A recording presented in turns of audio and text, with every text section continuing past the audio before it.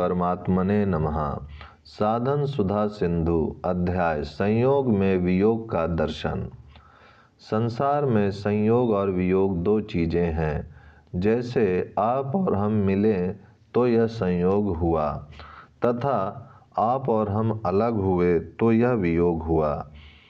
तो ये जो संयोग और वियोग है, इन दोनों में वियोग प्रबल है। तात्पर्य यह है कि संयोग होगा कि नहीं होगा इसका तो पता नहीं, पर वियोग जरूर होगा, यह पक्की बात है। जिसका वियोग हो जाए उसका फिर संयोग होगा यह निश्चित नहीं, पर जिसका संयोग हुआ है उसका वियोग होगा यह निश्चित है। इससे यह सिद्ध होता है कि जितने भी संयोग हैं सब वियोग में जा रहे हैं।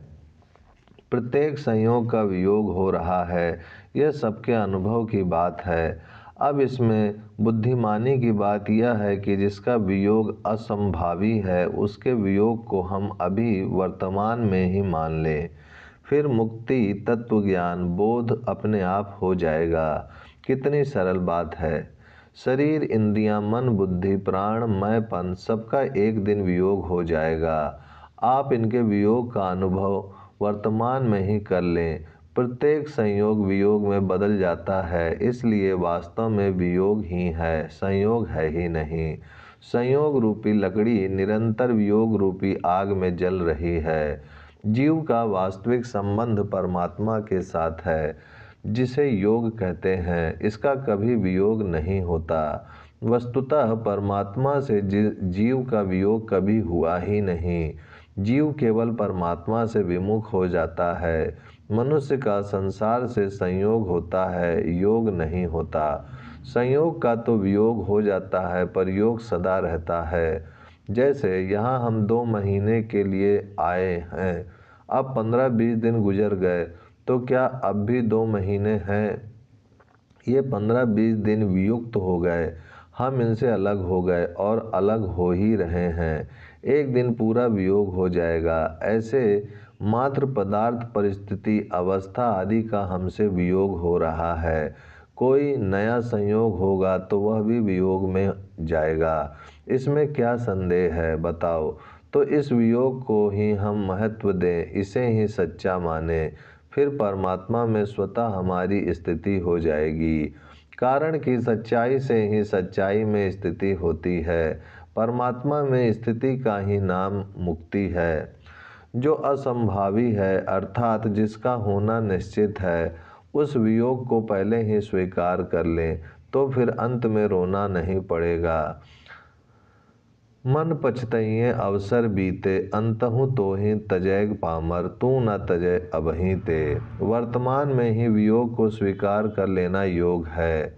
दुख रूप संसार के संयोग के वियोग का नाम योग है। संयोग में विषमता रहती है, संयोग के बिना विषमता नहीं होती। संयोग का त्याग करने से विषमता मिट जाती है और योग प्राप्त हो जाता है। समत्व योगम उच्यते। फिर ना कोई दुख रहता है, ना संताप रहता है, ना जलन या हलचल ही रहती है। जब तक संयोग है तब तक प्रेम से रहो, दूसरों की सेवा करो, सबसे हिलमिल चालिए, नदी नाव संजोग। जितनी बन सके सेवा कर दो, बदले में किसी वस्तु की आशा मत रखो। जिनसे वियोग ही होगा उसकी आशा रखे ही क्यों। माता पिता, स्त्री पुत्र, भाई बंधु आदि जितने भी हैं, उन सब से एक दिन वियोग होगा। उनसे अच्छे से अच्छा व्यवहार कर दें, मन की यह गलत भावना निकाल दें कि वे बने रहेंगे। जो मिला हुआ है वह सब जा रहा है, फिर और मिलने की आशा क्यों रखें। और मिलेगा कि नहीं मिलेगा इसका पूरा पता नहीं, पर मिल जाए तो रहेगा नहीं इसका पूरा पता है। फिर उसके मिलने की इच्छा करके व्यर्थ अपनी बेइज्जती क्यों करें। राग, द्वेष, हर्ष, शोक आदि भी रहते नहीं, अपितु जा ही रहे हैं। ये सब विनाशी हैं और जीव अविनाशी है। ईश्वर अंश, जीव अविनाशी। विनाशी का संग छोड़ना मुक्ति है और अविनाशी में स्थित होना भक्ति है। विनाशी का वियोग हो ही रहा है, इस वियोग को अभी ही स्वीकार कर लें, फिर मुक्ति और भक्ति दोनों स्वतः सिद्ध है। ओम शांति शांति शांति।